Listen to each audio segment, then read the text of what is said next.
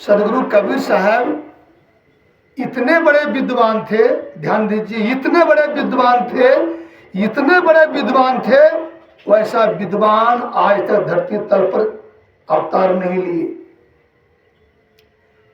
सदगुरु कबीर साहब का जब जन्मदिन हम मनाते हैं, भारतवासी, विश्व के लोग, कबीर लोग लिखते हैं सदगुरु कबीर के प्रशस्ति के संबंध में, कलमकारों में सदगुरु कबीर, अर्थात जितनी शक्ति सदगुरु कबीर के कलम में थी उतनी शक्ति अन्य के कलम में नहीं थी। मैं कबीरपंथी हूं बोल रहा हूं, ऐसी बात नहीं है। गीता पर कलम चल चुकी है, रामायण पर, वेद पर, उपनिषद पर, कुरान पर, बाइबल पर, लेकिन जब आप कबीर बेचक के सामने जाएंगे तो वहां कलम नहीं उठ सकती है। यदि कलम को चलाएंगे तो धर्म नष्ट हो जाएगा, सत्य नष्ट हो जाएगा, क्योंकि कबीर साहब अनर्गल चिंतन विचार नहीं दिए हैं। कबीर साहब ने कहा संतो सहज समाधि भली, वही समाधि के बाद सदगुरु महर्षि में ही बुआ कहे किए क्या, सत्संग नित और ध्यान नित रहिए, कत संलग्न हो, विचार चोरी नशा हिंसा झूठ तैना चाहिए। जी, ये मानव जीवन की सफलता के लिए बाह्य प्राण क्या है, सत्संग, और अंतः प्राण साधना। अभी सत्संग के पहले हम लोग ध्यान में बैठे हुए थे, और कबीर पंथ में सबसे बुड़बक बाबा जी हम हैं जो सामूहिक रूप से ध्यान साधना करते हैं ये बिहार की धरती पर, क्योंकि हमको साधना करने का प्रेरणा विश्व के महान संत शिरोमणि संत सम्राट कहे तो अतिशुक्ति नहीं होगी, संत परवर सदगुरु श्री अभिलाष देव जी, जिनके ध्यान शिविर में भाग लेकर के हम ध्यान करने के लिए सीखा। उनसे पहले कबीर पंथ में हम ध्यान करने के लिए नहीं सीखा था। कबीर पंथ में ध्यान होता था कि नहीं होता था मुझे पता रहता नहीं था। जब सदगुरु अभिलाष साहब से हमने दीक्षा लिया ध्यान शिविर के क्रम में, और अभिलाष साहब वह महापुरुष का नाम है, आप लोग कबीर साहब को नहीं देखे हैं। जब सदगुरु श्री अभिलाष साहब को कोई भक्त, सत्संगी समाज, गैर सत्संगी कोई भी देखते थे तो सदगुरु श्री अभिलाष साहब जी का दर्शन कर वे सदगुरु कबीर को याद करते थे। शायद कबीर साहब इसी तरह से होंगे, ऐसे अनोखे महापुरुष थे सदगुरु श्री अभिलाष साहब जी, जिनका मैं भक्त हूँ। उनके हजारों लाखों करोड़ों भक्त है, उन भक्त में सबसे हम अधम भक्त हैं, तुच्छ नीच भक्त हैं, लेकिन भक्त हूं मैं। मेरी गाड़ी में सदगुरु अभिलाष साहब जी की किताब और फोटो भरा रहता है। बिहार में बहुत बाबाजी है, मेरे विरोध में खड़ा है, ये डिस्टर्ब हो जाए, इनका प्रचार रुक जाए। सत्यमेव जयते, सत्य मार्ग पर चलने वाली गाड़ी कोई नहीं रोक सकता है, डिस्टर्ब करने वाला खुद डिस्टर्ब हो जाएगा। मैं और क्या कह रहा हूं, हम पर जो हमला किए थे उस पर ऐसा हमला हुआ है कि वे जीवन भर खड़ा नहीं हो सकता है, क्योंकि ये संजय दास किसी मत पंथ को नहीं मानता है। मेरी माताजी संत मत से दीक्षा ली है, महर्षि संत शिव जी महाराज से, और मेरा सदगुरु श्री अभिलाष साहब जी शाही बाबा के परम मित्र थे, जो मनियारपुर में पड़ता है, बांका जिला में। आप लोग कुप्पा घाट तो गए हैं, मेरी विनती है, कुप्पा घाट से 1000 गुना बड़ा है, दुगुना बड़ा है मनियारपुर। वहां जब जाइएगा वहां लीची देखिए, फल फूल देखिए। कुप्पा घाट में तो टिक्का टिप्पणी भी होता है, यदि पहचान है तो ठीक है, नहीं तो बगल हो जाइए। लेकिन शाही बाबा आश्रम जब आप जाइएगा, हमको किसी से डर नहीं होता, इसलिए बोलते हैं। और वहां पर कोई नहीं पूछने वाला है, आइए स्वागत है, भोजन कीजिए, सत्संग हॉल है, वहां आसन लगाइए, ध्यान कीजिए।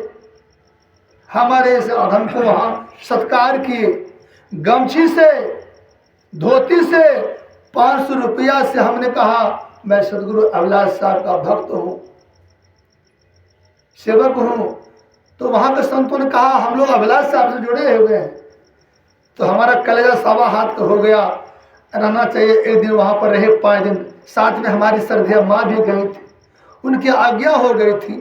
बाबाजी में हम ऐसा बाबाजी हम माता पिता की सेवा भी करते हैं, क्योंकि हमने कबीर साहब को गर्भ में नहीं जाना, गर्भ में हम किनके साया में जीते हैं, माँ की साया में। इसलिए कबीर साहब भी माता पिता को नहीं ठुकर सके। इतने बड़े विद्वान थे, इतने बड़े चिंतक थे, साइंटिस्ट थे अध्यात्म जगत के। उन्होंने कहा प्रथम गुरु है माता पिता। इस संजय दास के संबंध में आप जो सोच लीजिए, मोही समझ लीजिए, कपटी समझ लीजिए, अभी भी मैं अपनी माँ की साड़ी खींचता हूँ, ऑन कैमरा बोल रहा हूँ, क्योंकि माता पिता की सेवा करना सबसे बड़ा धर्म है। और गुरु का सेवा करना तो परम धर्म ही है। लेकिन आप थिंक कीजिए, राम अपने जगह महान है, तो राम से कम महान श्रवण कुमार नहीं है। श्रवण कुमार भी अपने जगह पर पूज्य है। और श्रवण कुमार का मंत्र कौन से थे, कौन मंत्र जाप करे थे श्रवण कुमार, बोलो नहीं हो यहाँ सब। श्रवण कुमार राम का नाम लेते थे कि कृष्ण का नाम लेते थे, उसका मंत्र को आप लोग याद रख लीजिएगा, लिख लीजिएगा। मातृदेवो भवः पितृदेवो भवः, मातृदेवो भवः पितृदेवो भवः। माता पिता का मंत्र जाप करते थे। लेकिन श्रवण कुमार का माता पिता, उसके पिता महर्षि थे, उसकी माँ तपस्विनी सती थी। जब तक हमारे माता पिता यदि महर्षि है तो मेरे लिए सदगुरु है, गुरु है। जनक ऋषि गृहस्थी जीवन में थे, लेकिन विदेह कहलाए।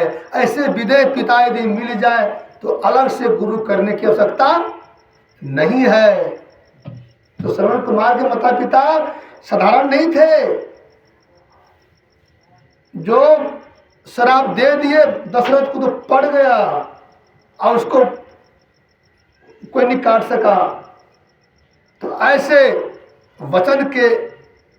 वचन से परिपक्व महापुरुष थे श्रवण कुमार के पिता, और उसकी सरधिया माताओं की तपस्विनी सती थी। तो श्रवण कुमार अपने माता पिता की सेवा करके ये महान हुए।